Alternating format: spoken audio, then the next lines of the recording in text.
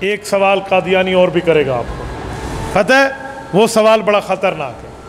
قادیانی ایک جملہ کہتے ہیں کہ حضور پاک صلی اللہ علیہ وآلہ وسلم کے لیے اماں عائشہ کا عقیدہ تھا کہ حضور کے بعد نبوت جاری ہے۔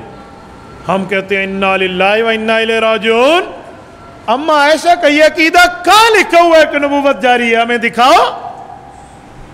تو وہ کہتے ہیں اماں عائشہ رضی اللہ عنہ کا ایک فرمان ایک کتاب میں ہے کہ حضور پاک علیہ السلام کے جب ختم نبوت سناؤ تو کہو قولو خاتم النبیین ولا تقولوا لا نبی بعدی۔ تم حضور کو خاتم النبیین تو کہہ سکتے ہو، لیکن یوں نہیں کہہ سکتے حضور کے بعد نبی نہیں آئے گا۔ تو یہ تو اماں جان عائشہ نے کہا ہے، تو اس کا معنی اماں جان عائشہ حضور کے بعد نبی ہونے کی قائل ہے۔ تو ہم کہتے ہیں قادیانی اور بڑے بے ایمان ہو۔ پہلی بات تو یہ ہے کہ یہ روایت 100% اس پر اعتراض موجود ہے کہ اس کی سند ہی نہیں ہے۔ یہ روایت کی نسبت اماں عائشہ کی طرف صحیح نہیں ہے، یہ ضعیف بھی نہیں، اس پر مجروح ہونے کی جرح ہے۔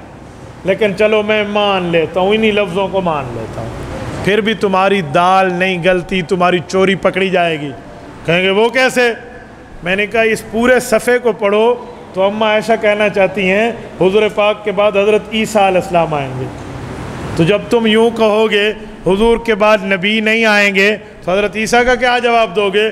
لہٰذا یوں کہنا چاہیے حضور خاتم النبیین ہیں لیکن پچھلے انبیاء میں حضرت عیسیٰ آئیں گے۔ اور اتنی بات کرنے سے نبوت جاری نہیں رہتی۔ حضرت عیسیٰ تو آئیں گے حضور پاک کی نبوت کی امداد کرنے، حضرت عیسیٰ تو آئیں گے دجال کو قتل کرنے۔ وہ نئے نبی نہیں ہوں گے کہ ختم نبوت میں فرق آئے، وہ تو پرانے نبی ہوں گے، پہلے نبی ہوں گے، آ چکے ہوں گے۔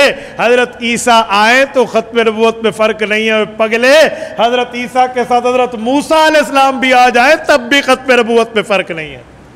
اماں عائشہ تو حضرت عیسیٰ علیہ السلام کی بات سنا رہے تھی اور تم نے اماں عائشہ رضی اللہ تعالیٰ عنہ کو ختم نبوت کا منکر بنا لیا۔ بابا یوں نہیں ہے جیسے آپ سنا رہے ہو۔ خود اماں جان عائشہ رضی اللہ تعالیٰ عنہ ختم نبوت کی حدیث روایت کرتی ہیں، اور کئی مواقع پر ایسی حدیث موجود ہیں جس میں اماں جان عائشہ نے ختم نبوت کی بات سنائی، سمجھائی، بتائی ہے۔ تو وہ کہاں جائے گا؟ تو یہ اماں عائشہ پر جھوٹ بولتے ہیں۔